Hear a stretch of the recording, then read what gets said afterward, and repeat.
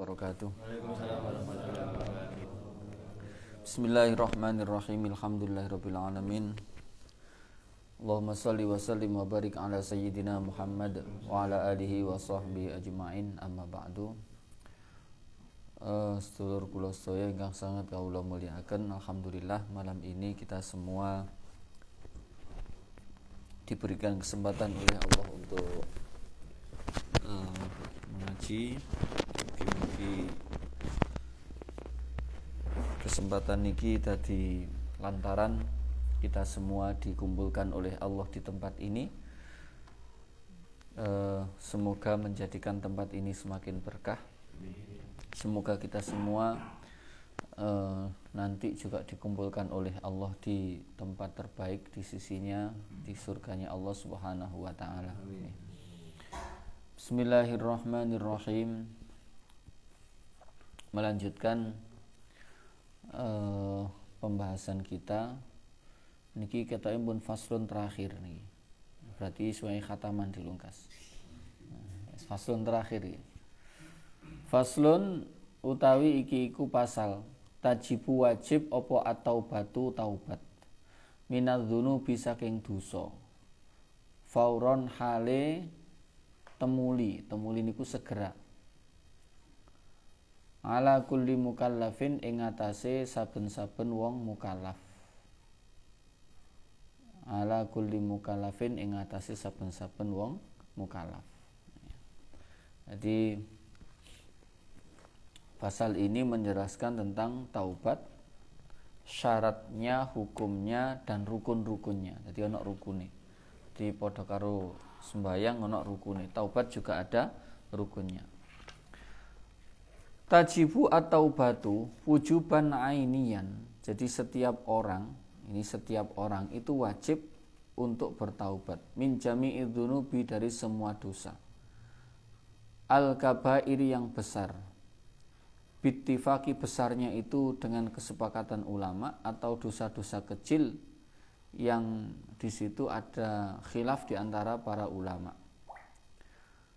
Apa yang disebut dengan dzanbi? Dosa itu apa? Dosa itu adalah sesuatu yang disebut sebagai maksiat kepada Allah, atau sesuatu yang syariat itu menganggap itu adalah perkara buruk, dan orang yang melakukan walahikau bisa babi ikobun, yang dengan sebab dosa yang dia lakukan, di sebab perkara yang dia lakukan itu nanti dia mempunyai kepantasan untuk disiksa. Nah, ini beda dengan fakharaja al makruh. Untuk perkara yang makruh itu berbeda. Atau tarodifnya, jadi yang serupa dengan makruh itu ya semacam maksiat atau perkara yang tidak pantas, atau satu kesalahan, atau melakukan sesuatu yang kurang menyenangkan gitu ya. Menyenangkan tapi dari sisi tidak yang disebut dengan maksiat yang kabair tadi. Nah, itu dosa. Jadi dosa itu begini sebenarnya. Dosa niku ana dosa yang muncul dari hati, dan ada dosa itu yang dari jawarih. Jawarih niku anggota badan. Nah, para ahli hikmah itu mengatakan begini, bahwa dosa itu yang keluarnya dari hati, atau yang disebut dengan penyakit hati, itu efeknya memang jauh lebih berbahaya, lebih dahsyat daripada dosa yang dilakukan oleh jawarih atau anggota badan. Napa? Lek dosa yang dilakukan anggota badan ku ya kaya ndelok wong wedok ayu. Nah, ana wong wedok nang pasar dideloki ngono ya. Itu ya termasuk dosa, tapi dosa ain, dosa mata. Atau nggewes tangane napa jenenge usil, kancane di napa jiwiti ngene jawar. Atau nggojoki kancane ngene.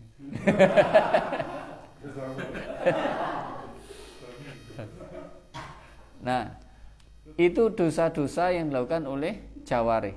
Nah, ada dosa yang dilakukan oleh hati, dan ini jauh lebih parah akibatnya daripada dosa yang dilakukan oleh jawarih.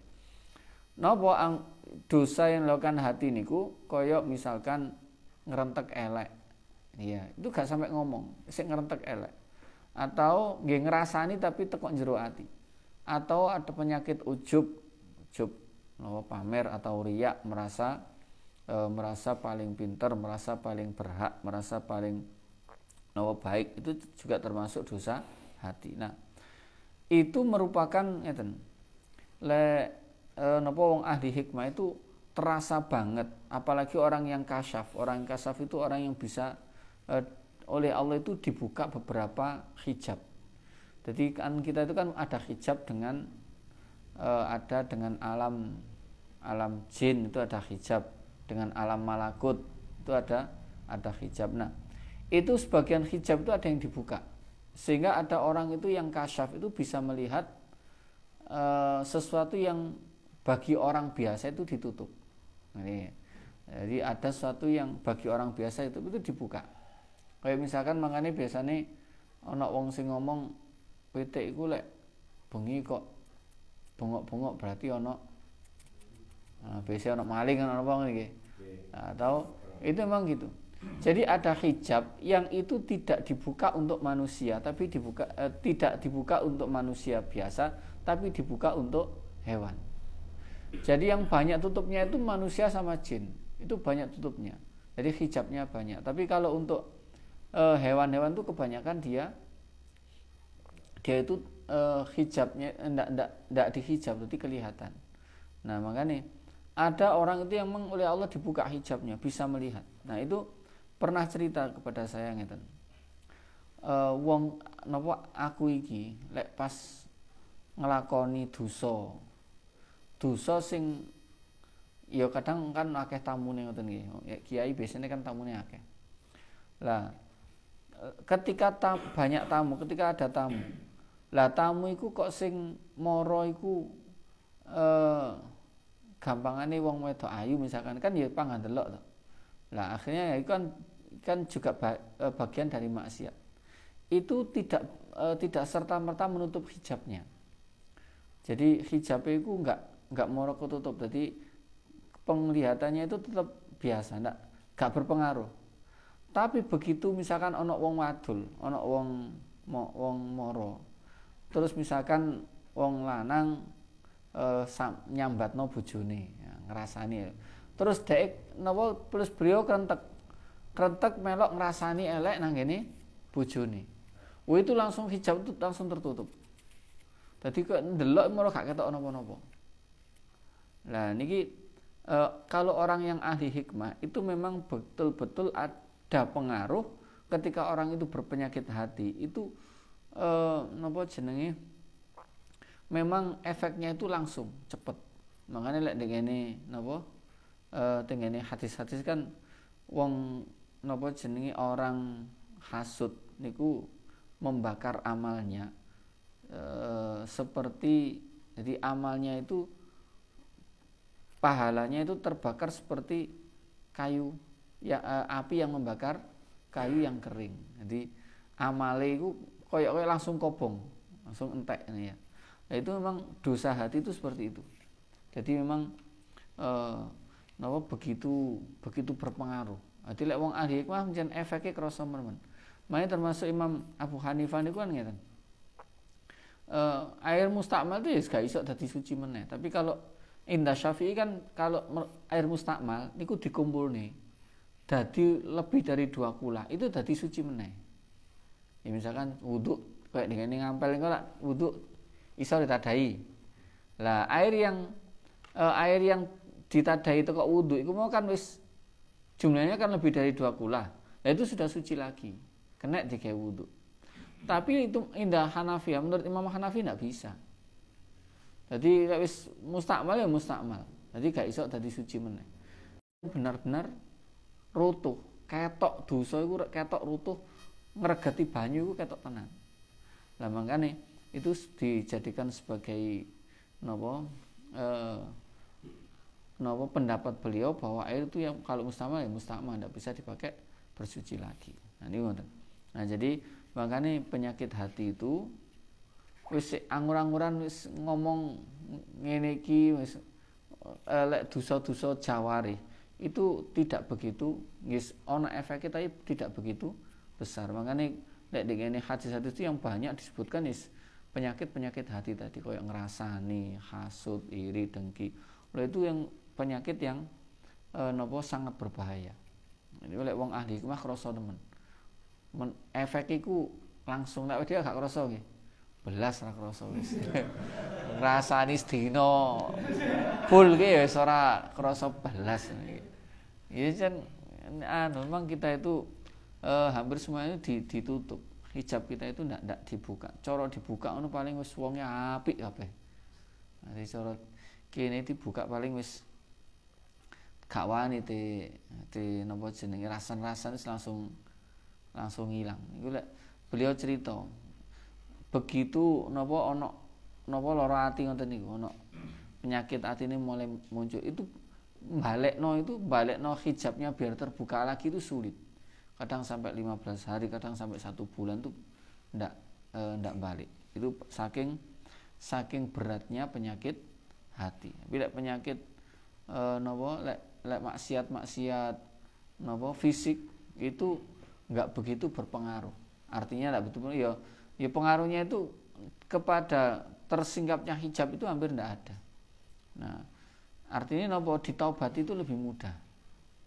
Cara ditaubati ngono lebih ringan karena kalau penyakit hati itu ya memang makanya kan di ngene kitab di awal-awal itu bab niat niku kan ngoten disebutkan bahwa niatul mukmin khairun min amalihi. Niatnya orang mukmin itu lebih baik daripada amalnya. Karena kalau niat itu tidak dicampuri dengan apapun. Niat itu kan bersih. Sakute ziarah kan niat ya. Budal ziarah. Itu bersih. Tapi begitu ziarah kadang-kadang campur maksiat macam-macam niku ya. Nah, itu kan jadi makanya dikatakan niatul mukmin khairun min amali. Niatnya orang mukmin itu lebih baik daripada amalnya. Ya makanya niat tok itu sudah dicatat sebagai satu bentuk kebaikan. Nah, itu ya. Lek menurut niat tok ya, Pak. Mungkin niat tok itu sudah baik. Lah engko kan nanti pasti Allah nanti memberikan fasilitas. Oh, kira iki niate apik, iki tak turuti ngoten. Nah, itu makanya penyakit hati itu jauh lebih berat daripada penyakit jasad, penyakit badan. Makanya lek kula nate matur nika bahwa penyakit hati itu dibawa mati, lek penyakit fisik itu sampai mati. Nah, lek penyakit badan dibawa mati, lek penyakit hati dibawa mati, lek penyakit badan sampai mati. Lek mati wis waras wis. Wis gak ono wong loro wis mati wis gak ono wong loro. Nah itu. Nah, terus kemudian taubat itu fauron, segera, ala kulli mukallafin, bagi setiap mukallaf.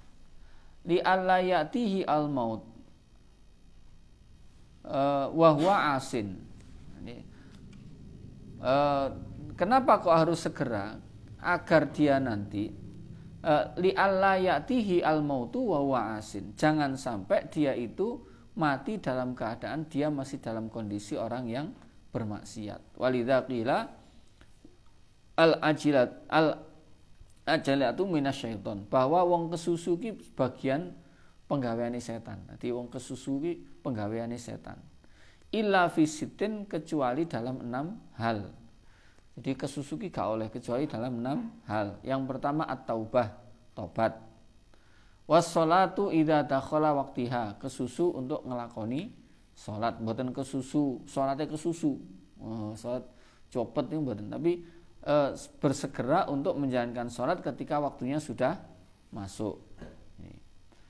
Wa dafnul mayyiti, lan nguburno mayit. Nguburno mayit itu sebaiknya juga segera. Idza tahaqqaqa mautu, ketika sudah nyata kematiannya. Oleh gurung jelas matine aja ndang dikubur. Bener kan dikatakan wa dafnul maiti idza tahaqqaqa mautuh.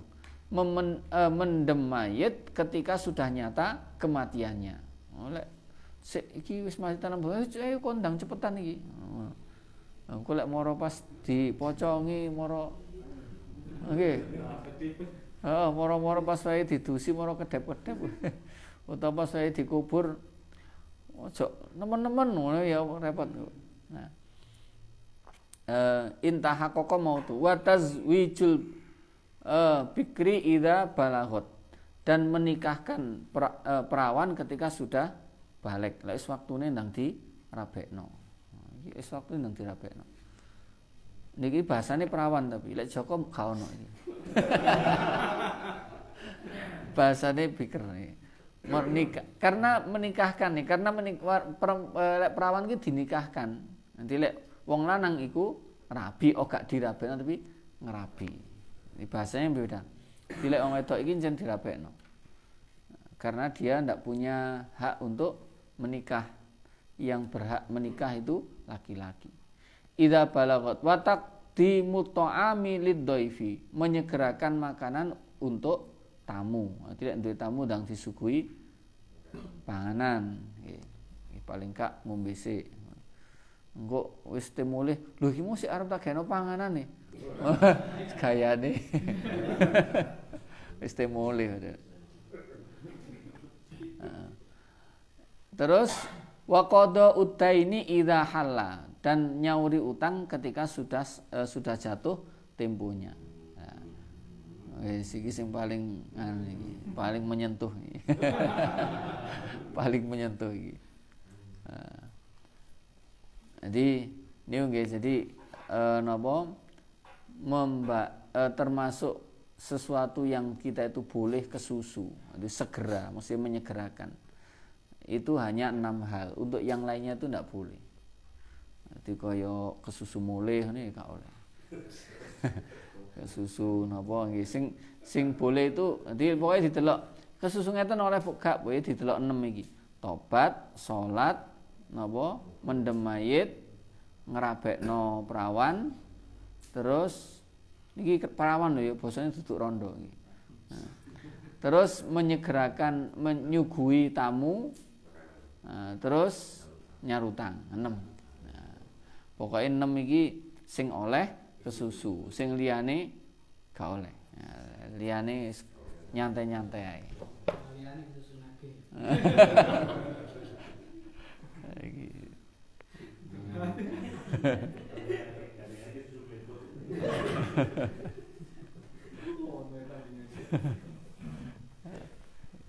Wis apa jenenge mulai paham ilmu mantek ngono iki.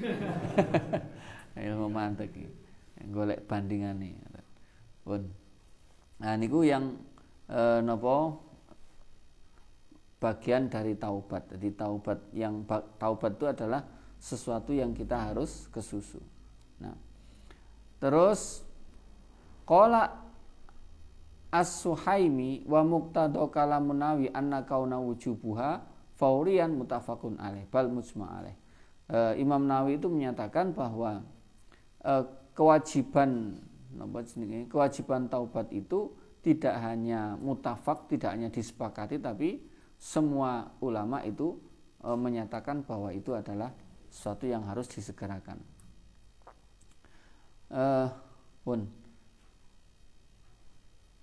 Terus fa illam yatub fauran kana ta'khiru maksiatun wahidatun. Kana ta'khiru maksiatan wahidatan. Ketika orang itu tidak segera untuk bertaubat atau dia mengakhirkan dari taubatnya, itu sudah bagian dari satu maksiat. Jadi maksiatnya dhewe iku ana, terus mengakhirkan taubat itu juga termasuk maksiat. Fa in somama ala fi'li dzanbin kana tsaniyatan. Lah terus kemudian kok dia itu berlagak apa jenenge wis etok-etok wis ala wis kok gampang ngoten nggih. Lah itu juga merupakan dosa yang kedua. Jadi mengakhirkan taubat itu sudah dosanya. Terus kemudian dia berpura-pura akhirnya tidak mau napa mengendi-endi lagi itu juga itu dosa yang kedua. Jadi dosa yang pertama itu ya dosane dhewe iku, terus maring ngono ndak segera itu juga dosa, mengakhirkan juga dosa lagi. Nah itu napa tentang napa taubat. Qala fi zawajir wa qaunu hadhihi ay tarku taubah minal kabirah kabiratan kabiratun zahirun kabiratun zahirun, bahwa dalam kitab Zawajir dikatakan bahwa meninggalkan taubat itu termasuk dosa besar. Pun ini kemauan, jadi masih banyak biar biar efektif. Jadi intinya bahwa yang di awal niki ini belum kita menjelaskan tentang taubat itu sendiri apa, kemudian apa bedanya dengan getun, apa bedanya, terus bagaimana rukun-rukunnya, syarat-syaratnya itu nanti dibahas setelahnya. Lula ka isto khataman iki. Pun niku mawon. Wonten pertanyaan mboten? Mboten wonten nggih. Nggih. Wallahu a'lam bissawab. Al-Fatihah. A'udzu billahi minasy syaithanir rajim. Bismillahirrahmanirrahim. Alhamdulillahi rabbil alamin. Ar-Rahmanir Rahim. Maliki yaumiddin. Iyyaka na'budu wa iyyaka nasta'in. Ihdinas siratal mustaqim. Siratal ladzina an'amta 'alaihim ghairil maghdubi 'alaihim waladdallin. Rabbighfirli wa liwalidayya walil mu'minina amin. Subhanakallahumma wa bihamdik asyhadu an la ilaha illa ant astaghfiruka wa atubu ilaik. Assalamualaikum warahmatullahi wabarakatuh.